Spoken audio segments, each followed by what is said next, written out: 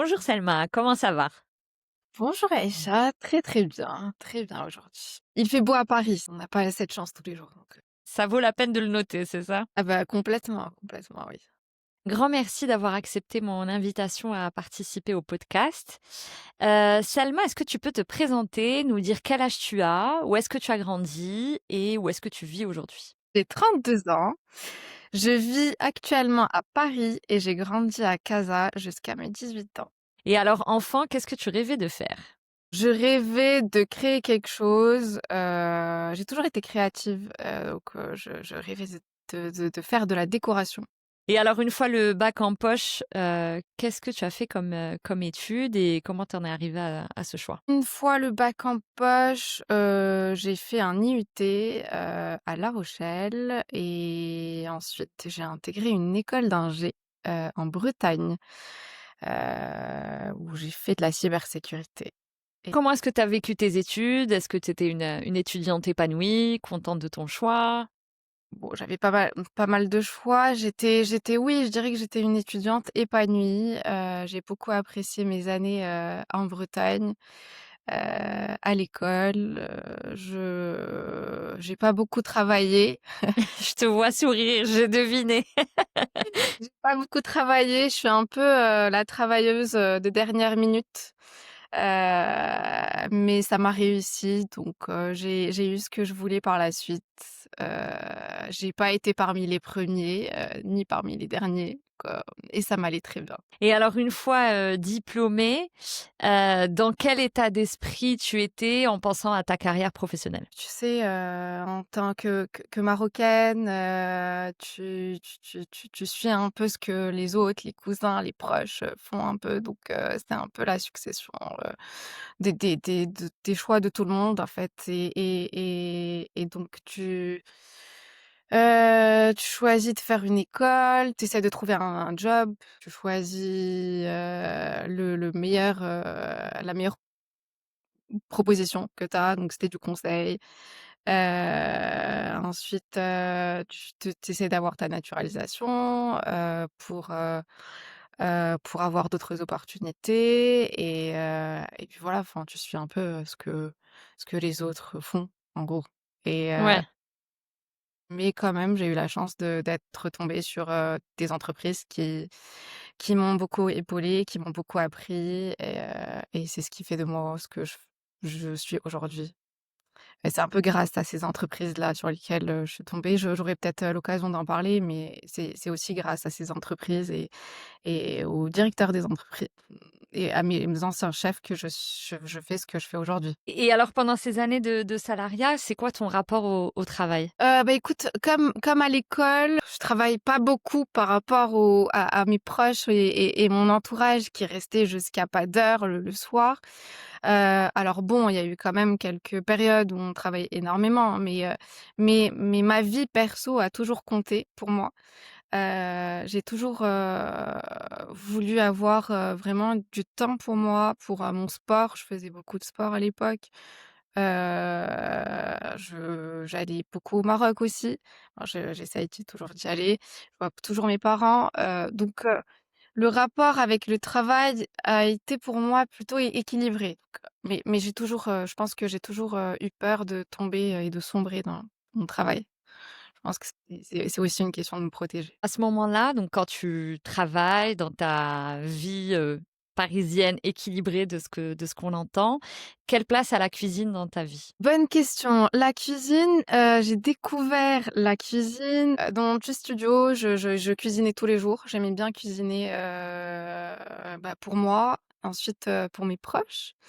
Et petit à petit, j'ai appris à cuisiner, tardivement pour le coup. En fait, je suis issue d'une famille de mes parents qui cuisinent beaucoup. Mon père, sucré, ma mère salé.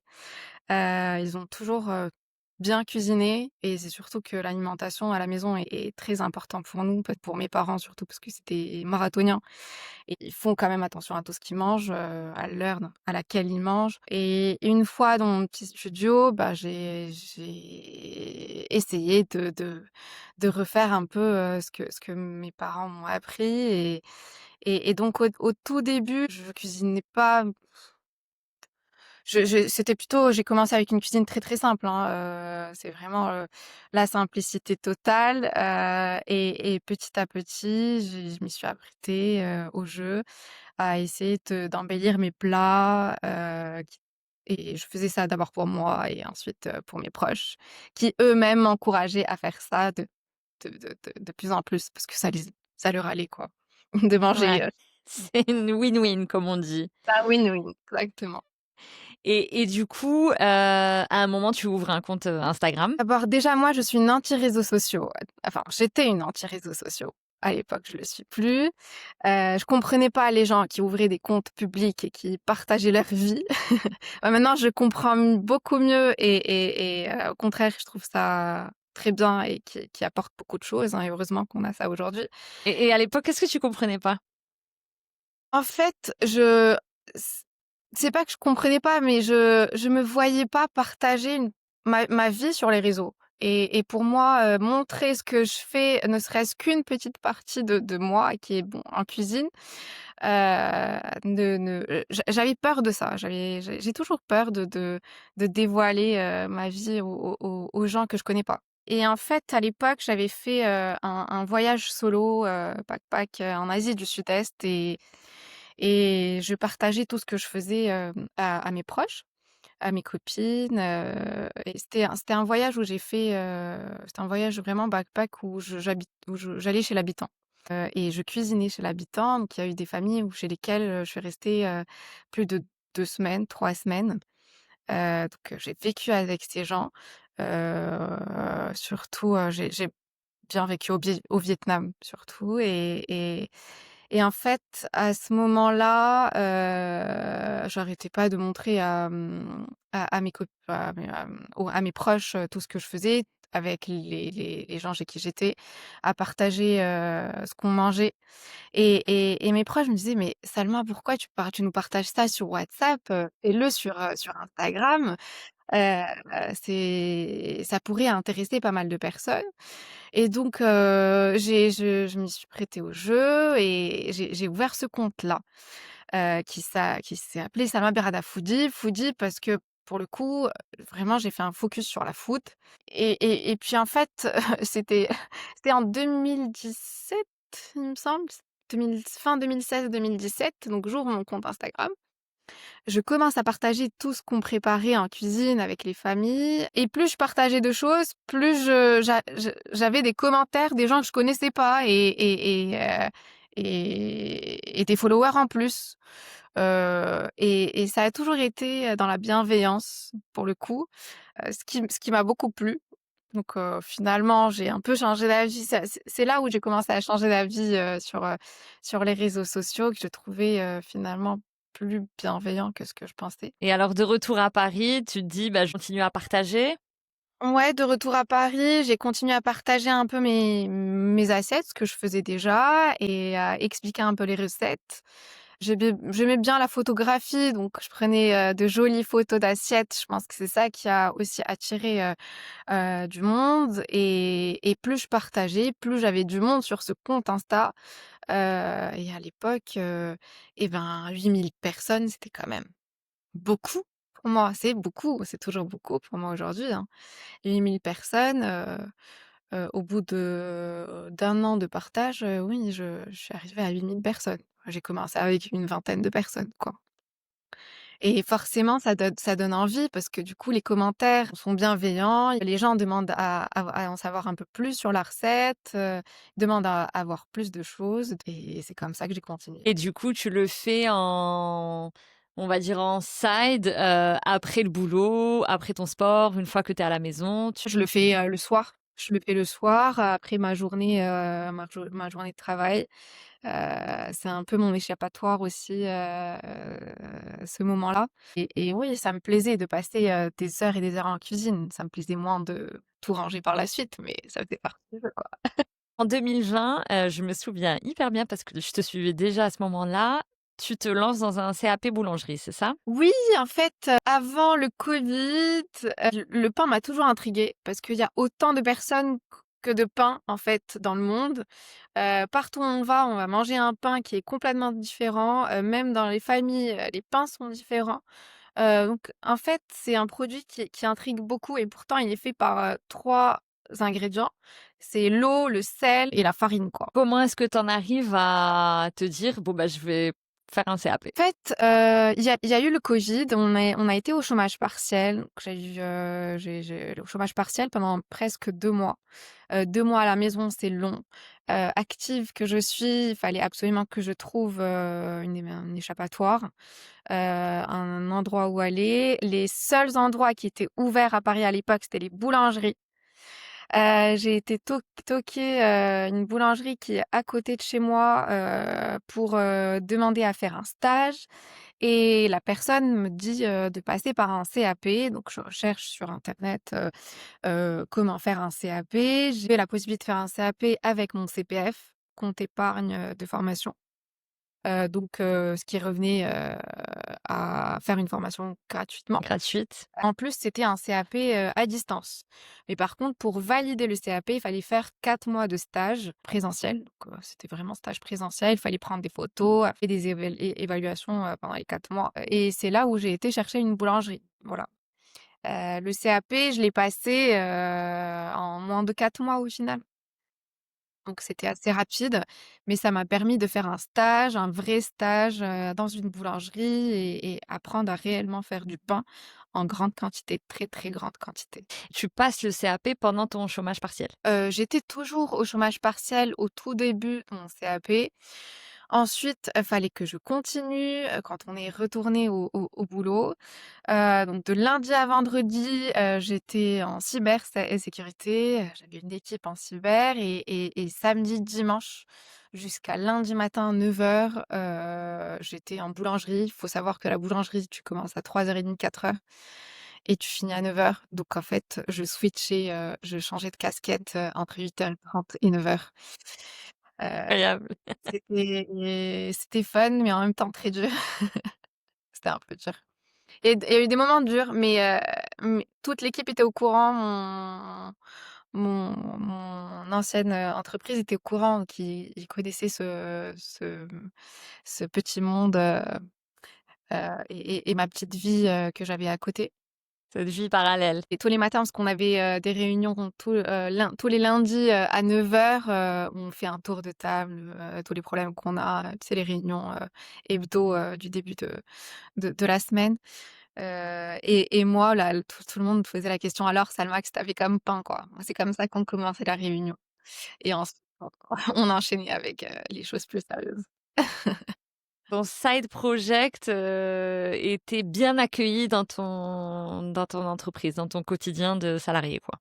Ouais, ouais, il était bien accueilli. En même temps, j'avais pas le choix parce que j'avais quand même un compte public qui était bien connu. J'avais peur d'être dévoilée sans que je le dévoile moi-même, quoi. Mmh. Donc j'ai préféré le dire, avant qu'ils le découvrent par eux-mêmes. Et du coup, bah, pendant que tu fais ton CAP, donc c'est au début, c'est un échappatoire, notamment pendant la crise du covid et le confinement et le chômage partiel. Est-ce que ça met une graine en toi ou Pas pas du pour tout, l'instant? OK. pas du tout. Je pensais pas du tout à l'entrepreneuriat. Je ne pensais pas du tout en faire un métier. C'était juste un échappatoire qui me plaisait, et en fait, ma vie était rythmée par, le boulot, le sport et la cuisine chez moi. Mais rien de plus. Jusqu'au jour où, en fait, j'ai invité mes proches, on était une dizaine de personnes. Je fais un beau buffet, bien fleuri parce que, bah, j'ai toujours eu des fleurs chez moi. Et j'invite ces gens-là, qui ont beaucoup apprécié, le buffet et ensuite un proche, m'a demandé de faire la même chose pour sa copine de l'époque, qui est actuellement sa femme. C'était pour son anniversaire. Donc j'ai été chez lui faire un buffet pour, un buffet, d'anniversaire surprise pour sa femme où il y avait d'autres personnes, que je ne connaissais pas. Et donc, 2 semaines après, une personne de ce groupe me contacte pour faire la même chose pour son mariage. C'est là où je me suis dit: «Oh, là, les choses quand même deviennent sérieuses. Un mariage, ce n'est pas un buffet brunch chez toi, ce n'est pas buffet, d'anniversaire de 20 personnes. C'est une grosse responsabilité. Une grosse responsabilité et donc je lui demande, je lui dis: «OK, mais c'est pour combien de personnes?» Ils me disent: «Tant personnes». Je fais: «Wow, non, en fait, je ne pourrais pas, je ne suis pas, je n'ai jamais fait ça, je ne peux pas m'engager pour ça, c'est quand même une très grande responsabilité». Il me dit: «Non, non, mais il y aura un traiteur et en fait, je veux que tu fasses plutôt, un buffet de dessert, mais aussi beau que ce que tu fais». Et en fait, il veut plus le côté visuel que le contenu de que ce que contient ce buffet. Donc, après discussion, on a décidé de faire un beau buffet dessert et de fromage visuellement attractif et pour 100 personnes. Donc j'ai bien préparé évidemment avant, il y a eu mon mari et ma meilleure amie qui m'ont beaucoup aidée, ce jour-là, enfin même les jours avant parce que c'est plusieurs jours de préparation avant. Et on a fini par le faire et il s'est avéré que c'était le, main, truc de la soirée et tout le monde a parlé de ça. Et avec à l'époque mes 8 000 personnes, mes 8 000 followers et ben, j'ai partagé quelques photos clichés de ce buffet-là et là, ça a fait, effet boule de neige, où, j'ai eu plusieurs sollicitations post, cet événement. Et puis, bah, j'ai accepté, 1 puis 2 événements à faire, les week-ends, uniquement les week-ends parce qu'en semaine, je travaillais. Et donc j'avais, mes semaines qui sont rythmées par, oui, par les événements et mon travail, quoi. J'avais des semaines de 7 jours sur 7 finalement. Pas de repos, pas de week-end. Raconte-nous tes premiers buffets, pendant que tu vois les gens du coup, déguster, discuter, rigoler autour de tes créations. Qu'est-ce que tu ressens? Et ben, bien sûr, je ressens beaucoup de satisfaction. Je vois les yeux des gens, les gens qui venaient me parler, me demander comment j'ai fait tel ou tel plat, tu sais, l'effet waouh quand on voit quelque chose, et ben, là, pour le coup, je le voyais chez tout le monde, vraiment tout le monde, tous ces 100 personnes qui ont découvert le buffet, un moment dans la soirée et c'est une vraie, vraie satisfaction pour moi. J'étais sur un nuage, plusieurs jours après, pour le coup, vraiment et oui, plus je faisais de buffets, plus je pensais au buffet suivant, aux événements suivants et c'est là où, je me suis rendu compte qu'en fait, c'est vraiment quelque chose qui me plaît. La satisfaction des gens me plaît, l'échange que j'ai avec ces gens me plaît, ce que je leur fais vivre me plaît et ce n'est pas uniquement la nourriture, c'est aussi l'histoire derrière. Donc, et puis peut-être que moi j'adore parler, j'adore les gens, j'aime beaucoup parler, j'arrêtais pas de raconter mon histoire, j'arrêtais pas de raconter comment je faisais, les choses et oui, c'est ce qui me plaisait le plus. Tu disais que tu organisais les buffets le week-end, tu travaillais la semaine. Pendant combien de temps tu as fait, les 2 en même temps? Pendant 10 mois, 10 longs mois. Alors c'était long, mais pour moi c'était, très, très, très important. Pourquoi? Parce que c'est un domaine que je ne connaissais pas. C'est un milieu que je ne connais pas. Mes parents ne sont pas entrepreneurs. Je n'ai pas des proches qui sont dans l'entrepreneuriat. Je n'ai pas et encore moins dans la food. Je ne pouvais pas me lancer dans un domaine, du jour au lendemain sans connaître réellement, les avantages, les inconvénients, sans connaître, les dessous de ce projet. J'avais une vie confortable avant, que je tenais à maintenir, et donc c'est pour ça que j'ai décidé d'avoir les 2 activités en même temps et je l'ai assumé pour le coup jusqu'au bout, jusqu'au 10e mois où je commence à un peu, fatiguer parce que pour le coup, j'avais mis un peu ma vie sociale de côté, je faisais pas de pause, et j'ai dû négocier un 4/5 avec, ma boîte, qui a été accepté, ensuite 3/5 et petit à petit jusqu'à ce que je sois à moitié, à 50-50. Voilà, c'est comme ça que j'ai fait ma petite reconversion. Je l'ai pas faite du jour au lendemain et je le regrette absolument pas.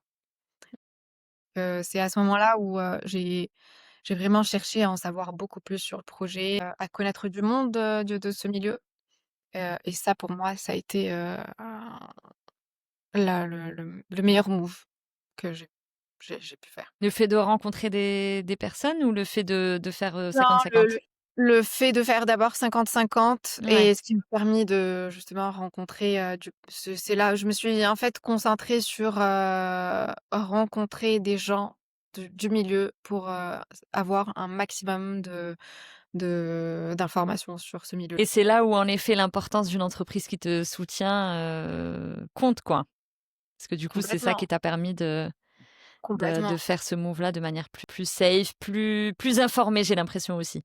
Bien sûr, complètement. Après bon, je suis quand même restée, très professionnelle, avec eux, je suis restée jusqu'au bout. Je travaillais, 10 fois plus qu'avant parce que je devais livrer, comme ce que je livrais avant, mais en moins de temps. Donc ça m'a aussi poussée à donner, beaucoup plus, qu'avant et en fait, c'est je pense que c'est ce qui ça se ressent, c'est ce qu'ils ont ressenti et ils ont voulu me soutenir, sur mon projet de reconversion. À quel moment tu te dis: «Ça y est, je suis prête, je quitte le job»? Ouais, je dirais au moment où j'ai commencé à avoir, un retour financier de ce job.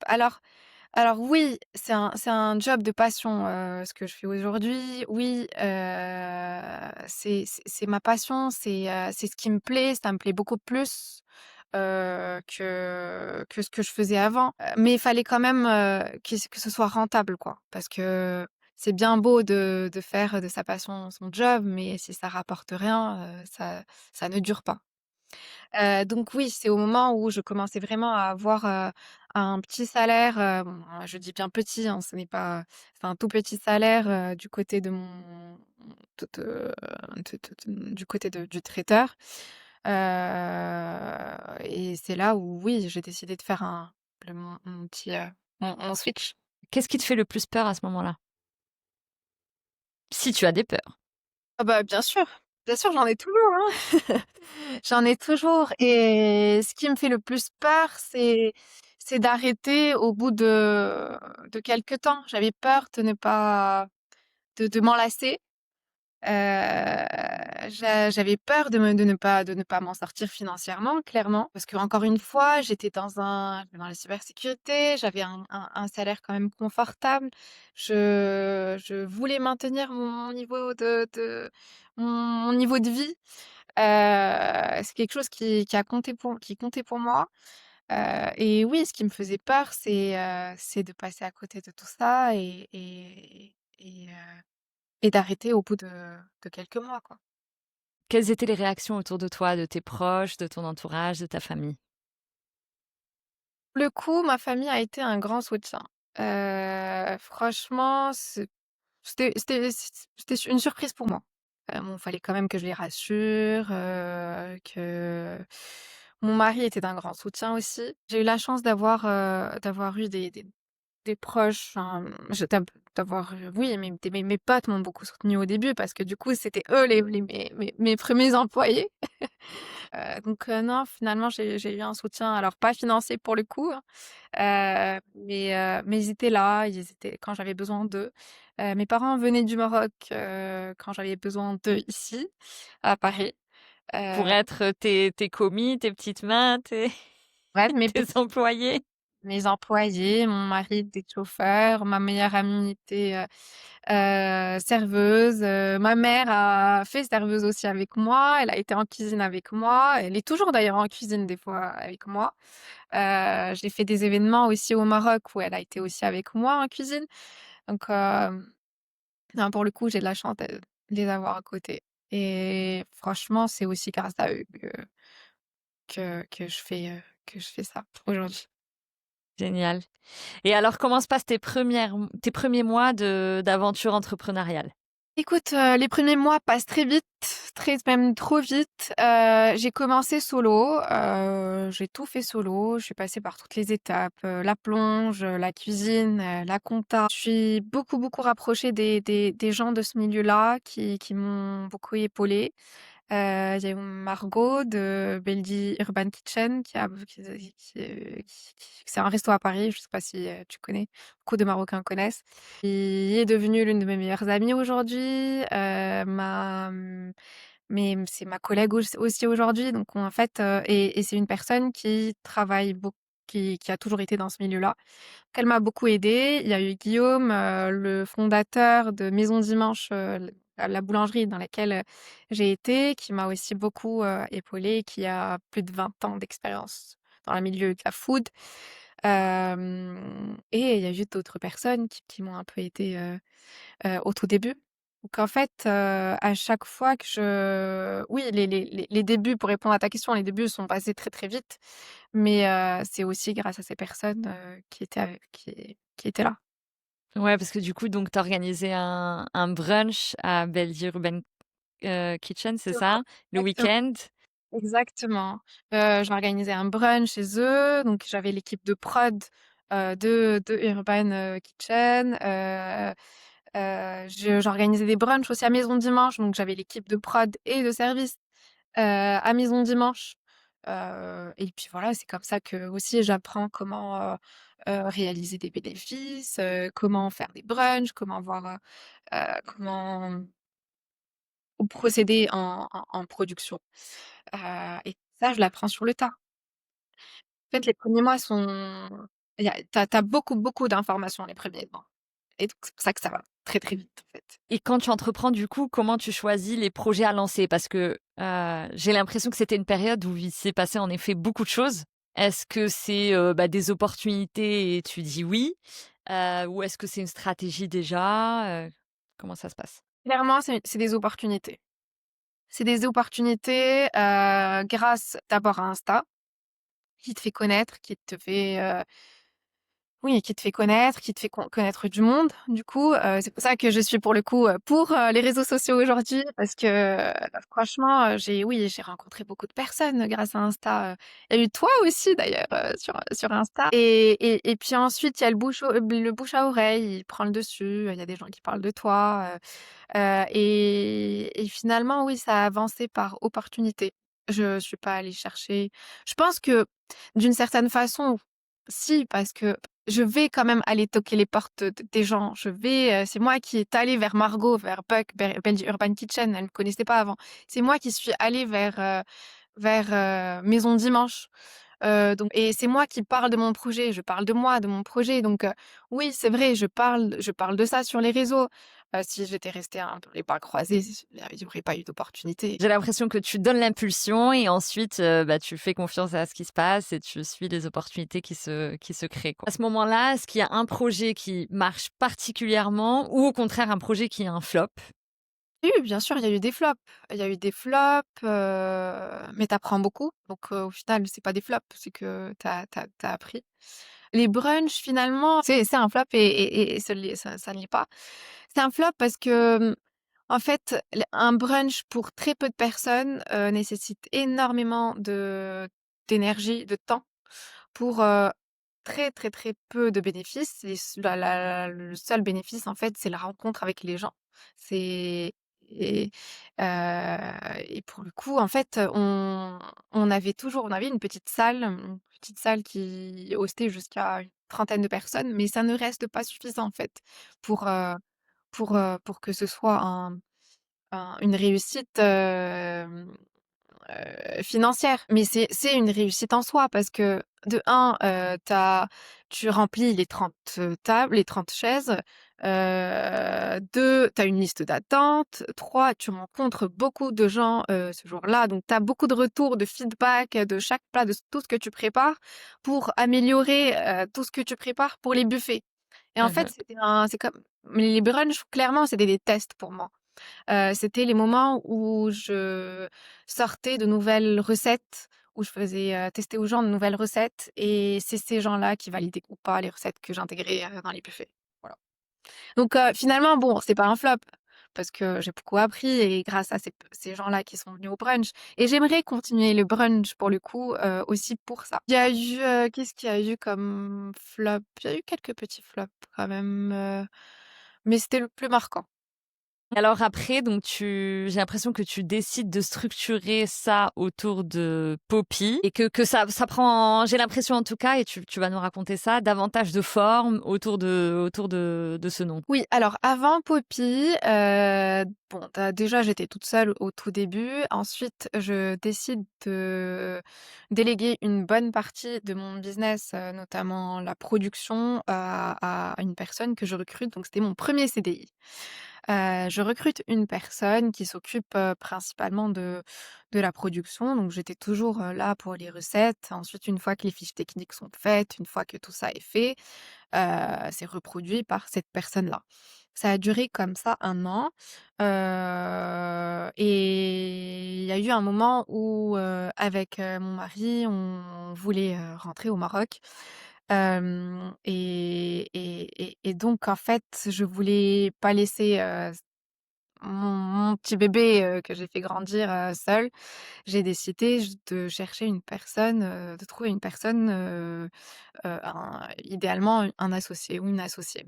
C'est là où je rencontre Mounia, qui était aussi, traiteur, il s'appelle, son ancien traiteur, son ancienne entreprise, il s'appelle Batin Boot, qui faisait des p't'pôtes, farcis. On travaille ensemble, quelque temps. J'ai découvert la personne avec le temps, j'ai compris qu'on partageait un peu les mêmes valeurs, enfin beaucoup même les mêmes valeurs. Et en fait, je décide de lui parler du projet, de la suite du projet.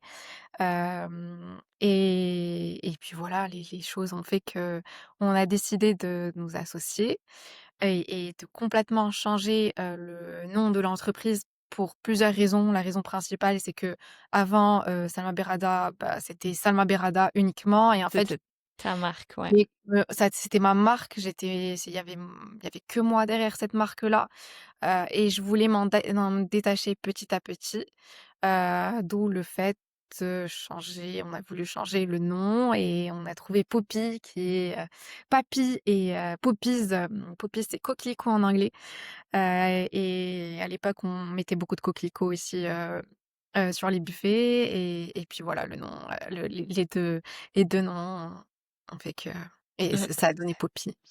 mmh. C'est mignon, ça se retient. Tout le monde retient Poppy et on est aujourd'hui fiers de l'avoir, Poppy. Et oui, il y a eu un de big step, avant, l'ouverture, de la boutique en plein centre de Paris. Et donc aujourd'hui, Poppy, tu disais, vous avez une boutique à Paris dans le 17e, c'est ça? Exactement. On a une, belle boutique à Paris dans le 17e et c'est notre bébé aujourd'hui, et on est très, très, très fiers de l'avoir parce que du coup ça concrétise réellement, le projet. Avoir un point physique, avec le nom Poppy où les gens viennent quand même pour Poppy, c'est quand même une satisfaction de l'avoir. Ouais, je sens que tu le dis avec, beaucoup de fierté aussi. Bah, oui, oui, il y a beaucoup de fierté et franchement même aujourd'hui, j'y vais, presque tous les jours et c'est toujours avec joie que j'y vais. J'adore cette boutique. Je crois que je l'adorerai toujours. C'est génial. Vous avez du coup une équipe, j'imagine, que vous n'êtes pas seule? Ouais, aujourd'hui on est 5. On est 5 à Poppy, alors c'est beaucoup et pas beaucoup en même temps. C'est 5 belles personnes. Une équipe en production, une équipe, qui est plus, en front, donc avec les clients, Qui accueille? et qui accueille, et puis moi qui jongle un petit peu, dans tout ça, quoi. Et alors justement le passage de, bah, tu dans ta cuisine de studio, à, bah, aujourd'hui tu es chef d'orchestre et tu leads une équipe, comment est-ce que tu le vis? J'ai du mal à déléguer, beaucoup de mal à déléguer parce que pour la simple raison, c'était mon projet à l'époque et donc j'ai été là à chaque étape du projet. Mais j'ai compris qu'avec le temps, je ne peux malheureusement et heureusement pas tout faire et je suis obligée, en fait, je suis obligée de déléguer un maximum de choses. Parce que sans ça, tu ne peux pas avoir de temps pour te concentrer sur, le développement de l'activité. J'apprends toujours à déléguer, c'est pas évident. J'adore quand les choses sont faites comme moi je veux, mais j'essaye d'apprendre aussi que les choses sont bien faites, même quand c'est pas moi qui les fais et ça, j'apprends ça tous les jours. Ouais, parce que du coup, le fait de ne pas déléguer, ça tu as l'impression de contrôler le jour J et que tu vas exécuter comme ton plan, mais au fond, est-ce que ça limite, ta croissance, quoi? Bien sûr, ça limite ta croissance parce que le temps que tu vas mettre à faire les choses que les autres peuvent faire et ben, c'est un temps que tu mets pas sur, le plus important. Ma plus-value n'est plus sur, aujourd'hui, couper les pommes de terre, sur, tailler, machin. Ma plus-value, c'est sur autre chose, sur, le développement de l'activité. Après, aujourd'hui, bah, j'aime toujours couper les tomates, j'aime toujours, farcir, les leafboat, je le fais toujours avec le cœur, mais j'essaye de le faire, de moins en moins. Vous travaillez avec des clients, prestigieux, c'est le moins qu'on puisse dire et tu as partagé il y a quelques semaines un post Instagram sur la légitimité, qui racontait, voilà, que tu te sentais pas légitime, au début. Aujourd'hui avec, l'équipe, la boutique, les clients, est-ce que tu te sens, légitime? Aujourd'hui, oui.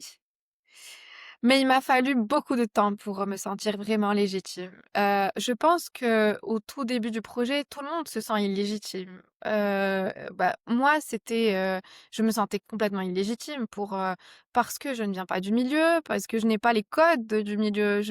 Il suffit qu'une personne me parle, me donne deux trois mots techniques, j'étais perdue. Donc, en fait, je me sentais encore un petit bébé dans ce milieu-là. Aujourd'hui, bah, j'ai grandi, bien sûr, plus on fait de projets, plus tu grandis, plus tu apprends des choses. Et oui, on a eu la chance de travailler avec des clients prestigieux, donc ça ajoute un peu plus de légitimité. Quand tu parles, tu dis: «Oui, je travaille avec, telle ou telle marque», et clairement avec, Poppy et le point physique, le point de vente, physique qu'on a aujourd'hui dans le 7e, ça ajoute encore plus de légitimité. Tu peux parler de ta boutique. Tu proposes là aujourd'hui, on propose aux gens de venir, et on tient à ce que les gens viennent déguster, chez Poppy. D'abord pour, l qu'ils rencontrent l'équipe, pour qu'ils voient, que Vos réellement créations, et qui voient nos créations et qui goûtent à nos créations et c'est ce qu'on fait, aujourd'hui à Poppy. On fait des dégustations, tous les jours presque. Bien sûr aujourd'hui, je me sens beaucoup, beaucoup plus légitime pour aujourd'hui. toi, la légitimité, elle vient avec le travail, avec le temps et les connaissances qui se Clairement, construisent au fur et clairement. à mesure. Revenons sur ton quotidien du coup. Est-ce que ça s'est, calmé depuis le début de l'aventure entrepreneuriale? Le milieu de la food, ça reste un milieu intense et physique, j'imagine, où il y a beaucoup de terrain. Comment est-ce que toi tu fais pour tenir le rythme? Alors oui, je confirme, ce milieu de la food est très physique. Comment je tiens le rythme? Bon, déjà, je pense que c'est une chance d'être matinale pour le coup. Je suis très matinale et j'ai la chance de très peu dormir. Enfin, je dors 5 heures. 5 heures, Oui. 6 heures grand maximum. Donc en fait, j'ai l'impression d'avoir, et je crois que c'est pour ça d'ailleurs au tout début, c'est pour ça que j'ai réussi à faire tout ce que je faisais. C'est parce que pour le coup, vraiment, je j'ai pas besoin de beaucoup d'heures de sommeil. Quelle chance! Ouais, ouais, non, je pense que je tiens ça. J'ai hérité ça de mes parents parce que pour le coup, même eux, ils sont comme ça. Et en fait, j'ai l'impression d'avoir 3 heures, voire 4 heures de plus par rapport aux gens. Et donc, je dis pas que, je suis, opérationnelle, tous les jours et que je suis à fond tous les jours, hein, enfin, mais c'est juste que j'ai 3 heures de plus où je peux faire, bah, peut-être plus de choses que les gens. Il y a des jours où je tiens le rythme, il y a des jours où pas du tout. J'ai accepté de ne pas tenir le rythme les jours où je ne peux pas. Et ça, c'était difficile, à l'accepter de l'accepter. Mais, pour moi, c'est hyper, hyper important de jongler, d'avoir un équilibre déjà. D'avoir cet équilibre pro perso, mais cet équilibre pour moi, on le trouve et il est pas continu. On peut pas l'avoir continuellement. On est soit focus pro, soit focus perso. Il y a des cycles, il y a des mois où je suis à fond, il y a toute mon énergie, mon cœur, mon corps, il est, sur Poppy, sur mon pro. Il y a des semaines qui peuvent durer, longtemps, où je suis plus focus sur mon perso, où je déconnecte complètement Poppy. Et là, pour le coup, j'ai accepté, de jongler et de danser entre ces deux pour avoir cet équilibre. Mmh. Et en tant qu'entrepreneur, justement, ces périodes où tu délègues plus, où tu as l'impression d'être moins concentré sur ton entreprise, est-ce que tu culpabilises? Comment ça se passe pour toi? Ouais, c'est ça le problème. Je travaille toujours sur ça pour le coup. Je culpabilise, oui. Je culpabilise, j'ai la chance d'avoir, Mounia, mon associé, qui m'aide à ne pas culpabiliser, qui est là quand moi je vais pas bien et vice versa. Je suis là quand elle va pas bien et franchement, le fait d'avoir une associée, change, complètement la donne. Je ne sais pas si j'aurais pu continuer sans elle pour le coup. Je lui dois beaucoup aujourd'hui, c'est aussi grâce à elle qu'on a Poppy, que Poppy, fonctionne, que Poppy, se développe. Aujourd'hui, c'est aussi grâce à elle. C'est aussi grâce à elle que je vais bien, que je continue à aller bien, malgré, l'intensité de ce travail-là. Qu'est-ce que ça change, concrètement et mentalement d'avoir un ou une associée? Ah, ça change tout parce qu'en fait, on passe tous par des périodes, compliquées, de la vie. On est pris, par, des aléas de la vie, et en fait, le fait d'entreprendre et encore plus en France, je pense que c'est compliqué pour, d'autres raisons, tu pas le droit à lâcher. T'as vraiment pas le droit de lâcher. C'est ça le problème de l'entrepreneuriat pour le coup, il faut maintenir la cadence, tous les jours, tous les mois, parce que tous les mois t'as des salaires à verser, tous les mois t'as des chats, tu l'URSSAF derrière tous les mois. Tu pas le droit d'être mal, un mois parce que sinon tu mets la clé sur la porte clairement. Donc en fait, le fait d'avoir une personne qui peut être là quand toi tu es un peu absente, ça change tout pour moi. Ça change tout, ça ajoute, un équilibre, fou. Tu parlais tout à l'heure du coup de peur que tu as eue au moment de lâcher le salariat. Aujourd'hui en tant qu'entrepreneur, bah, voilà, qui réussit, on te souhaite encore plus de réussite. De quoi tu continues à avoir peur? Franchement, la peur, la plus grande peur, c'est de ne pas pouvoir payer les gens à la fin du mois. Parce que pour le coup, je ne suis plus responsable de moi toute seule, je suis responsable aussi de ces 4 autres personnes. Et je ne peux pas leur dire, je ne peux pas les que je ne peux pas les payer à la fin du mois. Ils vivent aussi, pour avoir ce salaire-là, donc oui, c'est ma plus grande peur. Selma, si tu prends un instant et que tu as, l'opportunité de, voilà, de regarder la Selma d'avant, salariée, corporate et celle que tu es aujourd'hui, du coup, chef d'entreprise, qu'est-ce qui a le plus changé, tu penses, en toi? Pense En fait, je ne me pensais pas aussi résiliente et créative, pour le coup. Je ne pensais pas tenir, ça fait quand même presque 5 ans là, ça on rentre dans les 5 ans. C'est pour moi, c'est encore le début et oui, ce qui a changé en moi, c'est que je crois encore plus en moi, en ma résilience et en ma créativité que je nourris, j'essaye de nourrir en tout cas. Et c'est ma plus grande découverte pour le coup, sur Et alors, justement, est-ce que tu peux, bah, plus nous parler de tes buffets?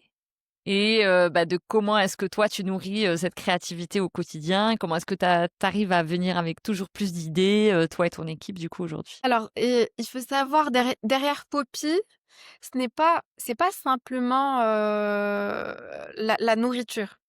On leur fait découvrir une autre histoire, l'histoire de chaque personne de l'équipe. Il faut savoir que dans l'équipe, chaque personne, bah, nous, 5, on travaille les recettes, on travaille chaque plat, on travaille chaque assiette, et en fait, on nourrit pas les gens, on raconte vraiment une histoire à travers chaque buffet. C'est une expérience qu'on fait vivre, aux gens. Et d'ailleurs, c'est ce qui marque le client aujourd'hui. Bien sûr, c'est bon, c'est beau, visuellement, c'est attractif et il y a toujours cet effet waouh. Mais ce qui marque réellement les gens, c'est nous, c'est, notre personne.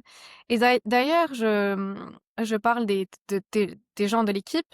Je ne recrute pas les personnes, par les compétences. Je recrute pas les compétences parce que pour moi, les compétences, ça s'apprend. Je vraiment les gens, je recrute, les personnalités, et je suis aujourd'hui très, très, très fière, vraiment très, très fière d'avoir une équipe, généreuse, bienveillante, et ça se ressent chez le client. Le client le ressent et dans chaque message d'ailleurs que j'essaye de le partager sur Instagram et dans chaque message, le client, souligne les personnes qui travaillent chez nous, il parle des gens qui travaillent chez nous et ça, c'est, ma plus grande satisfaction pour le coup. Une aventure humaine alors? Une Oui, entreprise, humaine. sûr. C'est, avant tout une entreprise humaine et je pense sincèrement qu'on peut, développer une entreprise, dans la bienveillance, malgré, la difficulté, d'entreprendre en France, on peut quand même rester bienveillant. Heu, c'est une valeur que tout le monde que c'est une valeur de Poppy et tout le monde partage cette valeur-là. C'est très important pour moi de garder ça.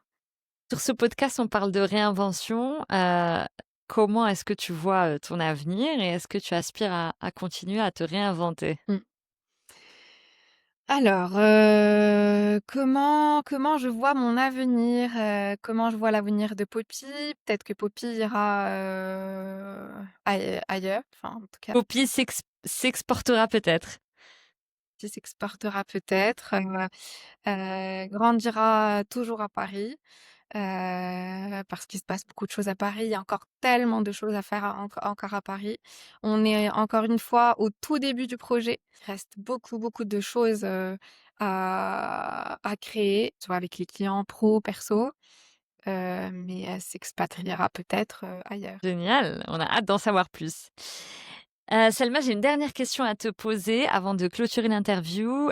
Quel message tu aimerais donner aux personnes qui nous écoutent et qui hésitent à voler de leurs propres ailes ou à franchir, des pas pour se réinventer?